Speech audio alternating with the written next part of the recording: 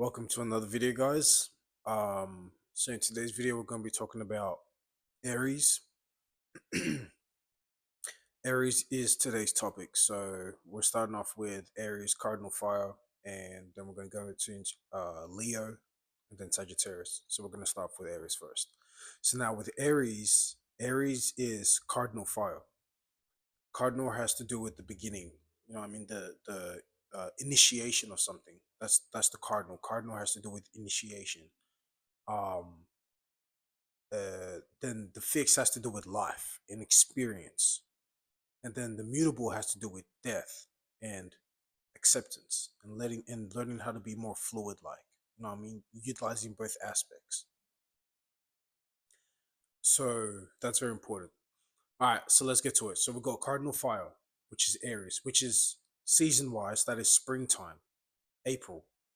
That's the beginning of. That's when things start to grow. Certain fruits and vegetables come out. Certain fruits and vegetables come out based on certain seasons. Not all fruits and vegetables harvest during springtime or like are starting to grow. It's just people like to start their growth during springtime. So that's when you want to plant your seed. That's when you want to begin your growth. And then by harvest time, which will be during Virgo season, that's when things will come into fruition. So that's very important to know. So in terms of Aries, Aries is cardinal fire. So that has to do with the initiation of expression because fire is expression. Fire is passion. Those two things, expression and passion, that's what fire represents. Because for you to express something, you have to be passionate about it. So cardinals, Aries is cardinal expression, the beginning of an expression, the beginning of a imagination. Um, and they're ruled by the first house. So represents the first house, Taurus second house, so forth. So them being the first house, they're like the head. So usually with Aries, you'll see a lot of Aries are more because they're ruled by Mars. Martians are always seen like they usually like to do things their own way. They like to do things in their own individualistic way. Aries do it in their own way where they show that they're alone. Like they like to show that. Like they like to their comfort in being alone while doing what they're doing. That's what brings them peace, being able to dictate things for themselves while still being amongst other people. Um, that's what Aries like to do. They like to see things in their own unique way, their own unique passion, their own unique expression. They can take from other people, but usually they still have to see it in their own way. It has to still feel like they came up with it, and it's their individualistic expression that no one else can copy. So that's that where one of a kind energy comes from. While Scorpio is more like the same thing, but it might be more hidden. They might hide that aspect of themselves, depending on what scenario or situation they're in. So that's the little modality going on over there. But ruled by the first house has to do with the head, has to do with being the first person to express something. If you see the head, it's the first thing. So a lot of Aries like to see themselves as being the first pioneer of something. They like to see themselves pioneering in a certain, um, whether it's expression, organization, artwork, whatever it is they're doing. They like to see their own individualistic self in it. If they cannot see themselves, their individualistic self in that scenario or those group of people, then they're not going to partake in that. They're gonna feel smothered. They're gonna feel like they're losing their ego. They're losing themselves. Their themselves. I don't know how to pronounce the word, but like themselves, they're pretty much losing themselves, which is just their ego that they've created. And we all have our own unique ego. You know what I'm saying?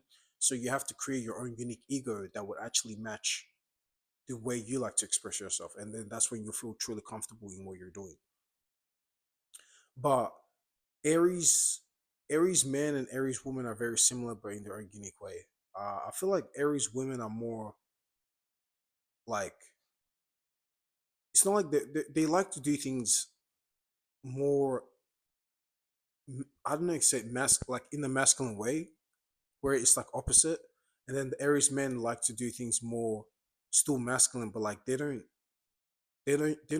I don't feel like they're as fiery as the women. I feel like the Aries women are more fiery, but maybe in terms of relationships. While Aries men are more cool, calm, and collected, and you would only see the fiery side when they need to show that. You know what I'm saying? But yeah, that's what I noticed. Another thing about Aries is that yeah, they're very good leaders or pioneers. I would say leaders. Because leaders depends on what scenario. But I'll say pioneers. Pioneers is very important because usually Aries like to be the first person to do something in their own unique way, and people just know them for that. Like they know them for that specific title or that specific experience, an expression. And being ruled by springtime. So when you spring things into action, that's like birthing something new. You know what I mean? To spring something into action is to birth something. It's like giving birth to something. So that's that Aries energy. So the more you're yourself, your unique self, and you create your I am, then you're tapping into that frequency. You know what I'm saying? Um, yeah, that's pretty much it.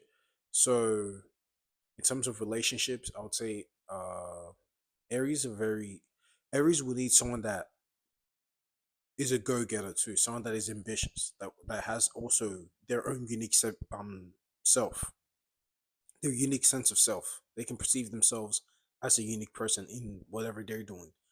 They don't want to feel like there have to be a like you cannot be a burden to an Aries. Aries don't have time to worry about what you're doing. You either have your own sense of self and they have their sense of self, and then y'all come together and do something like that.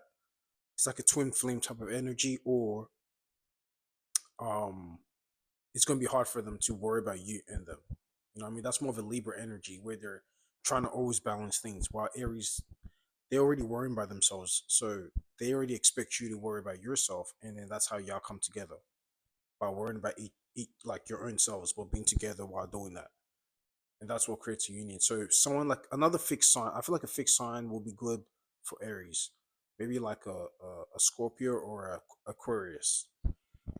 I feel like, but Taurus not really, because Taurus are very slow, calm, collected. I feel like Aries are more of like on the go go. So Scorpio, because they still have that Martian energy, and Aquarius because even though they got Saturn, but they also rule by Mercury. Um, yes, Aquarius is ruled by no Uranus. Yeah, yeah, Uranus and Saturn. Yeah, that's right. So they rule by Uranus, and Uranus is very it's quick, it's innovative. So they have that energy also with Aries, where it's very quick and they can be quick and calculated too and witty. I think yeah, Aquarius and Scorpio will be good for Aries in terms of relationships because they also have that individualistic energy where Aquariuses don't like to follow the crowd, even though they're amongst the crowd, but they're still unique. Scorpio, same thing. They like to do their own thing. They're worrying about their own what they're going on behind closed doors. So yeah, those are the type of people for relationships. In terms of jobs, I would say in terms of jobs, I would say probably anything passionate, sports, music, um, anything you can express yourself in, dancing, um, yeah, like things that you can move your body or has your blood pumping. That's where Aries would be good at. You know what I'm saying? Anything that has to do with competition, but in a very creative way, will be something that Aries would love to do and will be very good at, and will master that. So yeah, that's pretty much it. Aries, yeah, first house, springtime, April season, um, has the energy ruled by Mars. You know what I'm saying?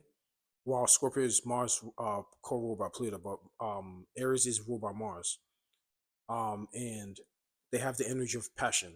Then, but in whatever they're doing, they could be passionate in terms of writing. They could be passionate in terms of um, singing, whatever it is. But they have that passionate energy to it, and someone that can control their energy will utilize that energy for creative things, while certain other people will use the energy for things that might be more destructive. You know what I'm saying? So it's all about how you utilize your passionate energy, that Martian energy of you being an individualistic self and being I am. You know what I'm saying?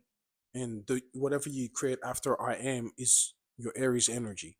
So yeah, guys, that's the video for today. Hope you guys gain something new, and until next time, I'll catch you soon.